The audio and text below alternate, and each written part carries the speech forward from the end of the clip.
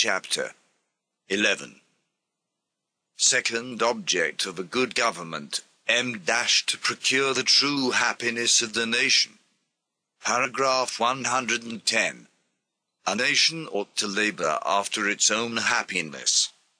Let us continue to lay open the principal objects of a good government.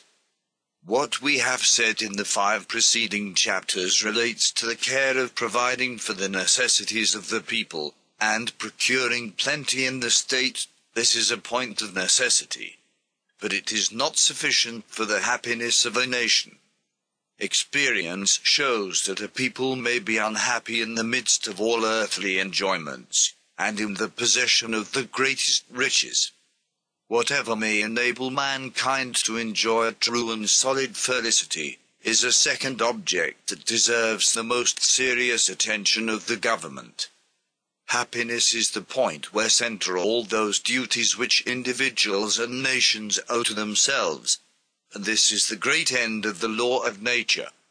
The desire of happiness is the powerful spring that puts man in motion. Felicity is the end they all have in view, and it ought to be the grand object of the public will. Prelim.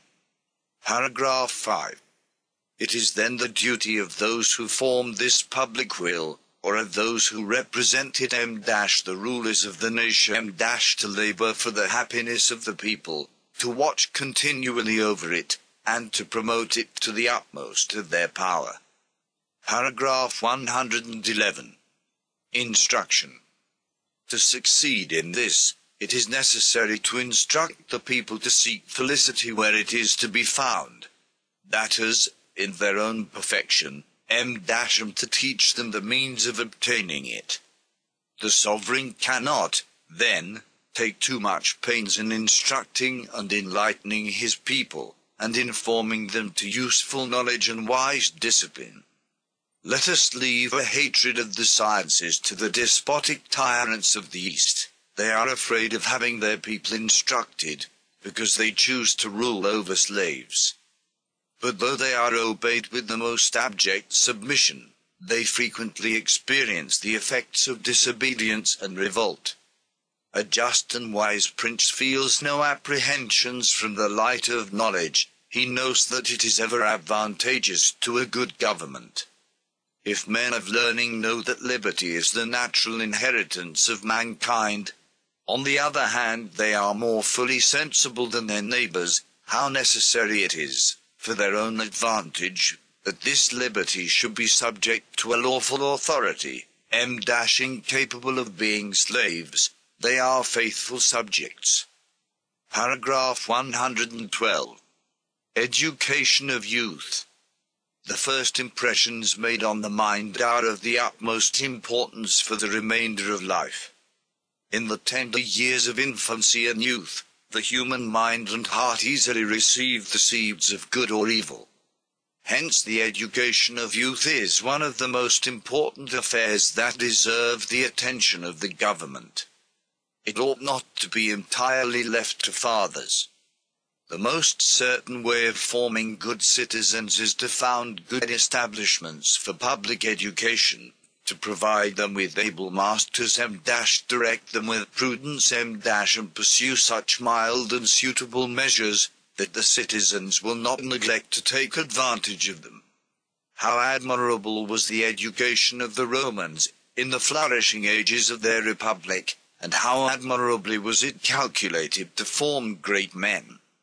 The young men put themselves under the patronage of some illustrious person.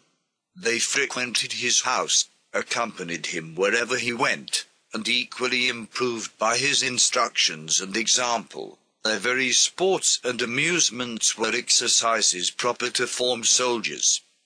The same practice prevailed at Sparta, and this was one of the wisest institutions of the incomparable Lycurgus. That legislator and philosopher entered into the most minute details respecting the education of youth, being persuaded that on that depended the prosperity and glory of his republic. Paragraph 113. Arts and Sciences. Who can doubt that the sovereign the whole nation ought to encourage the arts and sciences? To say nothing of the many useful inventions that strike the eye of every beholder, literature and the polite arts enlighten the mind and soften the manners, and if study does not always inspire the love of virtue, it is because it sometimes, and even too often, unhappily meets with an incorrigibly vicious heart. The nation and its conductors ought then to protect men of learning and great artists, and to call forth talents by honours and rewards. Let the friends of barbarism declaim against the sciences and polite arts. Let us, without deigning to answer their vain reasonings, content ourselves with appealing to experience. Let us compare England, France, Holland, and several towns of Switzerland and Germany, to the many regions that lie buried in ignorance, and see where we can find the greater number of honest men and good citizens.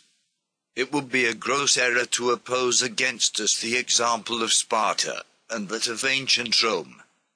They, it is true, neglected curious speculations, and those branches of knowledge and art that were purely subservient to pleasure and amusement. But the solid and practical sciences morality, jurisprudence, politics, and war were cultivated by them, especially by the Romans, with a degree of attention superior to what we bestow upon them.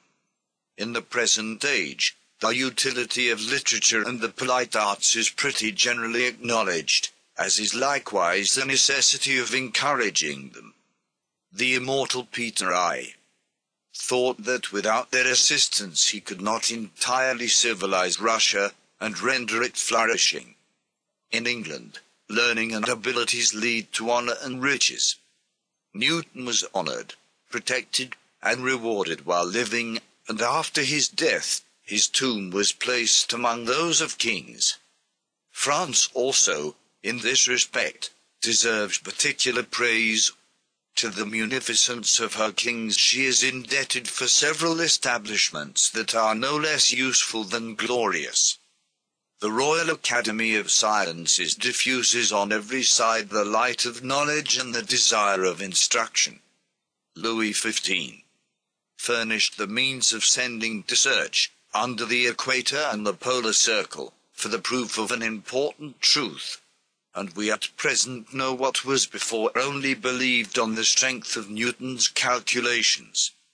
Happy will that kingdom be, if the too general taste of the age does not make the people neglect solid knowledge, to give themselves up to that which is merely amusing, and if those who fear the light do not succeed in extinguishing the blaze of science. Paragraph 114. Freedom of philosophical discussion. I speak of the freedom of philosophical discussion, which is the soul of the Republic of Letters. What can genius produce, when trammelled by fear? Can the greatest man that ever lived contribute much towards enlightening the minds of his fellow citizens, if he finds himself constantly exposed to the cavils of captious and ignorant bigots if he is obliged to be continually on his guard, to avoid being accused by innuendo-mongers of indirectly attacking the received opinions? I know that liberty has its proper bounds that a wise government ought to have an eye to the press, and not to allow the publication of scandalous productions, which attack morality, government, or the established religion. But yet, great care should be taken not to extinguish a light that may afford the state the most valuable advantages. Few men know how to keep a just medium, and the office of literary censor ought to be entrusted to none but those who are at once both prudent and enlightened.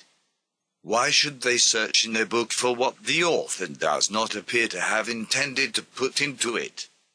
And when a writer's thoughts and discourses are wholly employed on philosophy, ought a malicious adversary to be listened to, who would set him at variance with religion?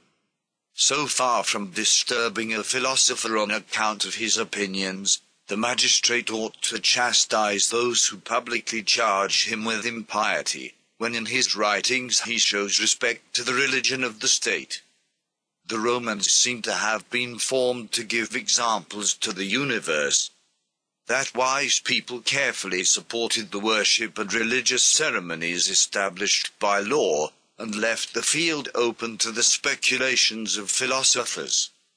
Cicero a senator, a consul, an augur ridicules superstition, attacks it, and demolishes it in his philosophical writings. And, in so doing, he thought he was only promoting his own happiness and that of his fellow citizens, but he observes that to destroy superstition is not destroying religion. For, says he, it becomes a wise man to respect the institutions and religious ceremonies of his ancestors, and it is sufficient to contemplate the beauty of the world, and the admirable order of the celestial bodies, in order to be convinced of the existence of an eternal and all-perfect being, who is entitled to the veneration of the human race. And in his dialogues on the nature of the gods, he introduces Cotta the academic, who was high priest, attacking with great freedom the opinions of the Stoics, and declaring that he should always be ready to defend the established religion, from which he saw the Republic had derived great advantages, that neither the learned nor the ignorant should make him abandon it. He then says to his adversary, "These are my thoughts, both as pontiff and as Cotta. But do you, as a philosopher, bring me over to your opinion by the strength of your arguments, for a philosopher ought to prove to me the truth of the religion he would have me embrace, whereas I ought in this respect to believe our forefathers, even without proof."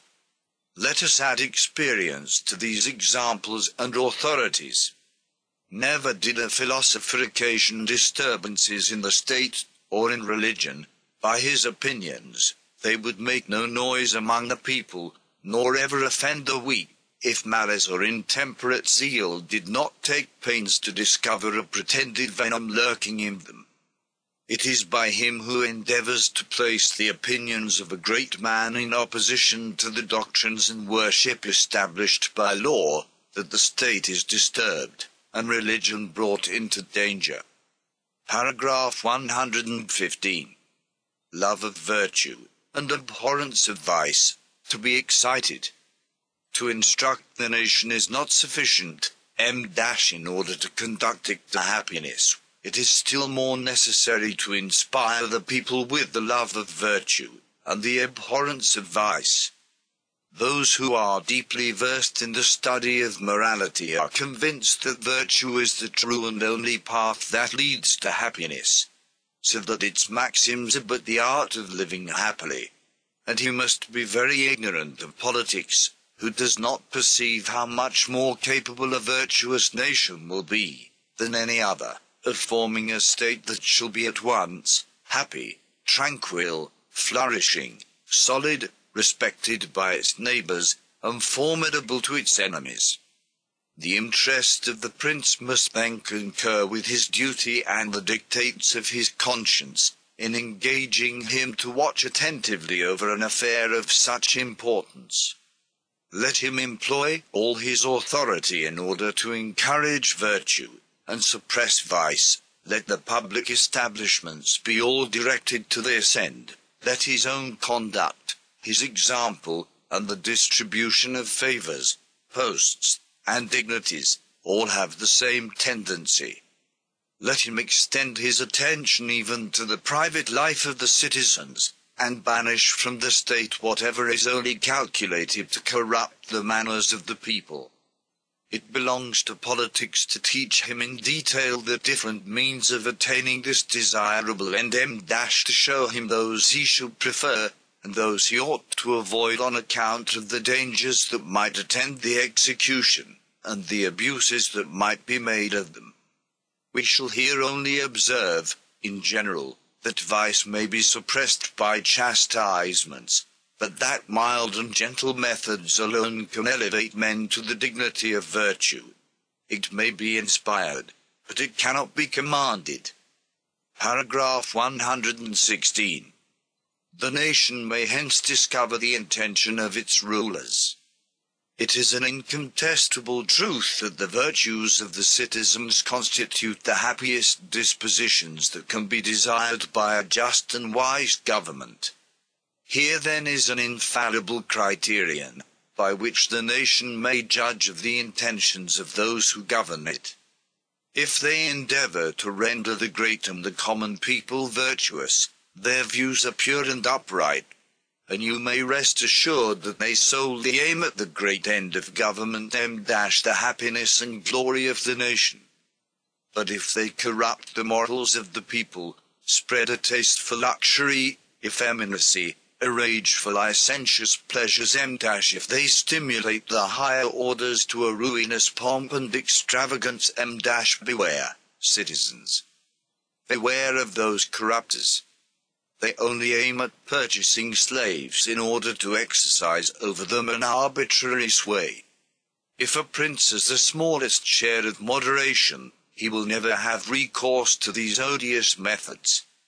Satisfied with his superior station and the power given him by the laws, he proposes to reign with glory and safety, who loves his people, and desires to render them happy.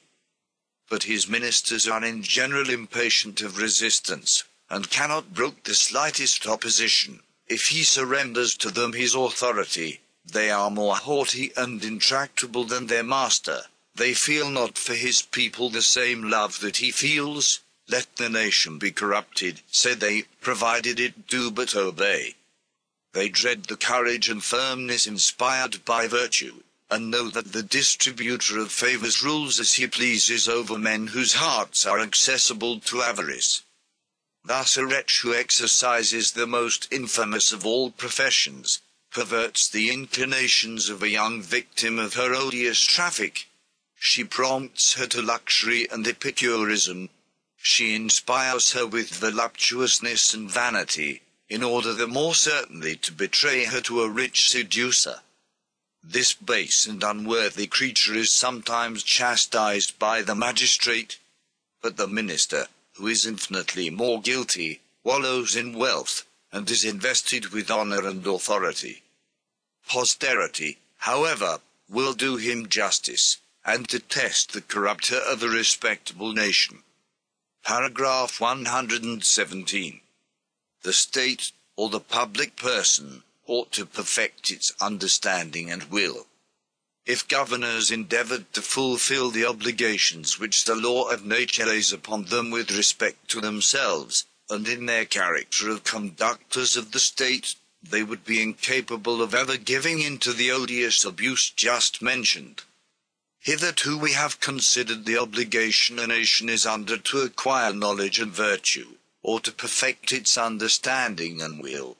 That obligation, I say, we have considered in relation to the individuals that compose a nation. It also belongs in a proper and singular manner to the conductors of the state. A nation, while she acts in common, or in a body, is a moral person, prelim. Paragraph 2. That has an understanding and will of her own, and is not less obliged than any individual to obey the laws of nature. Book I. Paragraph 5. And to improve her faculties. Book I. Paragraph 21. That moral person resides in those who are invested with the public authority, and represent the entire nation. Whether this be the common council of the nation, an aristocratic body, or a monarch, this conductor and representative of the nation, this sovereign of whatever kind, is therefore indispensably obliged to procure all the knowledge and information necessary to govern well, and to acquire the practice and habit of all the virtues suitable to a sovereign. And as this obligation is imposed with a view to the public welfare, he ought to direct all his knowledge and all his virtues to the safety of the state, the end of civil society. Paragraph 118. And to direct the knowledge and virtues of the citizens to the welfare of the society. He ought even to direct, as much as possible, all the abilities, the knowledge, and the virtues of the citizens to this great end, so that they may not only be useful to the individuals who possess them, but also to the state. This is one of the great secrets in the art of reigning. The state will be powerful and happy if the good qualities of the subject, passing beyond the narrow sphere of private virtues, become civic virtues. This happy disposition raised the Roman Republic to the highest pitch of power and glory. Paragraph 119. Love for their country. The grand secret of giving to the virtues of individuals that turn so advantageous to the state is to inspire the citizens with an ardent love for their country. It will then naturally follow that each will endeavor to serve the state and to apply all his powers and abilities to the advantage and glory of the nation. This love of their country is natural to all men. The good and wise author of nature has taken care to bind them, by a kind of instinct, to the places where they receive their first breath, and they love their own nation, as a thing with which they are intimately connected. But it often happens that some causes unhappily weaken or destroy this natural impression. The injustice or the severity of the government easily effaces it from the hearts of the subjects. Can self-love attach an individual to the affairs of a country where everything is done with a view to a single person? Far from it. We see, on the contrary, that free nations are passionately interested in the glory and the happiness of their country. Let us call to mind the citizens of Rome in the happy days of the Republic, and consider, in modern times, the English and the Swiss. Paragraph 120. In individuals. The love and affection a man feels for the state of which he is a member is a necessary consequence of the wise and rational love he owes to himself, since his own happiness is connected with that of his country. This sensation ought also to flow from the engagements he has entered into with society. He has promised to procure its safety and advantage as far as in his power, and how can he serve it with zeal, fidelity, or courage, if he has not a real love for it? Paragraph 121. In the nation or state itself, and in the sovereign. The nation in a body ought doubtless to love itself, and desire its own happiness as a nation.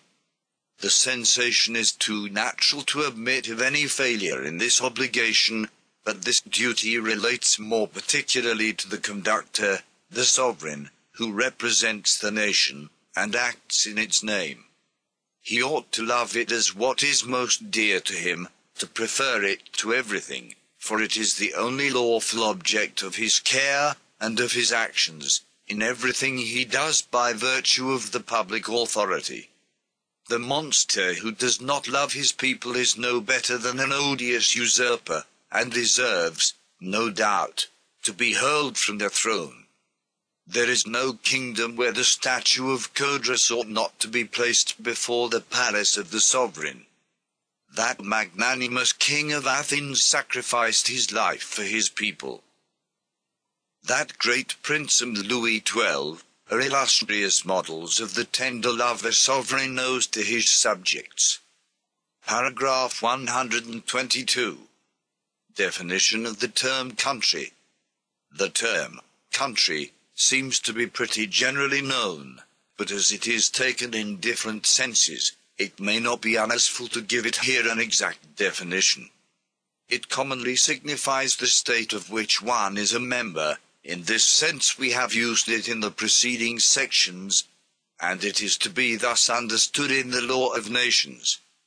In a more confined sense, and more agreeably to its etymology, this term signifies the state, or even more particularly the town or place where our parents have their fixed residence at the moment of our birth. In this sense, it is justly said that our country cannot be changed, and always remains the same, to whatsoever place we may afterwards remove. A man ought to preserve gratitude and affection for the state to which he is indebted for his education, and of which his parents were members when they gave him birth. But as various lawful reasons may oblige him to choose another country, that is, to become a member of another society, so, when we speak in general of the duty to our country, the term is to be understood as meaning the state of which a man is an actual member, since it is the latter, in preference to every other state, that he is bound to serve with his utmost efforts. Paragraph 123. How shameful and criminal to injure our country! If every man is obliged to entertain a sincere love for his country, and to promote its welfare as far as in his power, it is a shameful and detestable crime to injure that very country. He who becomes guilty of it, violates his most sacred engagements, and sinks into base ingratitude. He dishonors himself by the blackest perfidy, since he abuses the confidence of his fellow citizens, and treats as enemies those who had a right to expect his assistance and services. We second traitors to their country only among those men who are solely sensible to base interest, who only seek their own immediate advantage, and whose hearts are incapable of every sentiment of affection for others. They are, therefore, justly detested by mankind in general, as the most infamous of all villains. Paragraph 124. The glory of good citizens' examples. On the contrary, those generous citizens are loaded with honor and praise, who, not content with barely avoiding a failure in duty to their country, make noble efforts in her favor, and are capable of making her the greatest sacrifices. The names of Brutus, Curtius, and the two Decii will live as long as that of Rome. The Swiss will never forget Arnold the Winkelried, that hero, whose exploit would have deserved to be transmitted to posterity by the pen of a Livy. He truly devoted his life for his country's sake, but he devoted it as a general, as an undaunted warrior, not as a superstitious visionary. That nobleman, who was of the country of Underworld, seeing, at the Battle of Simpach, that his countrymen could not break through the Austrians, because the latter, armed cap a pie, had dismounted and forming a close battalion, presented a front covered with steel, and bristling with pikes and lances, formed the generous design of sacrificing himself for his country. My friends, said he to the Swiss, who began to be dispirited, I will this day give my life to procure you the victory. I only recommend to you my family, follow me, and act in consequence of what you see me do.